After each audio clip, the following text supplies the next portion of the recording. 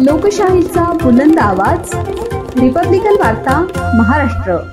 आडगाव पोलिसांची मोठी कामगिरी, आरोपीकडून गावठी कट्टा, काडतूस, चॉपर जप्त। रात्रगस्त अधिकारी PSI मयूर निकम यांची धडाकेबाज कारवाई, पाठलाग करत आरोपीस पकडले। नाशिक शहरात दरोड्याच्या तयारीत असणारे गुन्हेगार आडगाव पोलिसांच्या ताब्यात आले आहेत।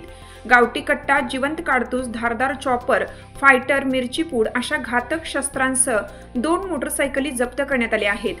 दिनांक 9 सप्टेंबर 2025 रोजी पहाटे साधारण 3 वाजण्याच्या सुमारास आडगाव शिवारातील मुंबई-आग्रा हायवेवर रात्रगस्त अधिकारी मयूर निकम व कर्मचारी पेट्रोलिंग करत असताना 9 मैल परिसरात वाढवणे कन्स्ट्रक्शन मशिनरी अँड इंजिनिअरिंग समोर 5 संशयित इसम 2 मोटरसायकलींसह संशयास्पद थांबलेले दिसले। पोलिसांनी हटकताच ते पळण्याचा प्रयत्न करू लागले। त्यावेळी एका इसमाला झटापटीत पकडण्यात पोलिसांना यश आलं, तर त्याचे 4 साथीदार अंधाराचा फायदा घेऊन शेतामध्ये पसार झाले। ताब्यात घेतलेल्या संशयितांचे नाव समीर प्रमोद पाटील, वय 29 वर्ष, राहणार हनुमान नगर, मलकापूर, जिल्हा बुलढाणा असा असून त्याच्याकडून मुद्देमाल जप्त करण्यात आला आहे।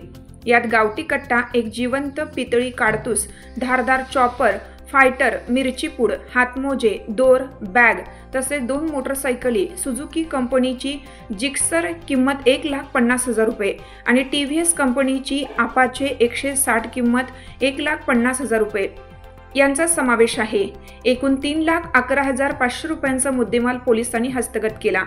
ही कारवाई आडगाव पोलीस ठाणे गुन्हा रजिस्टर क्रमांक 286/2025 अंतर्गत भारतीय न्याय संहिता कलम 310-4, भारतीय हत्यार कायदा कलम 3/25 व 4/25 सह महाराष्ट्र पोलीस कायदा कलम 135 प्रमाणे करण्यात आला आहे। सदर गुन्ह्याचा पुढील तपास सहाय्यक पोलीस निरीक्षक सतीश जगदाळे करीत आहेत।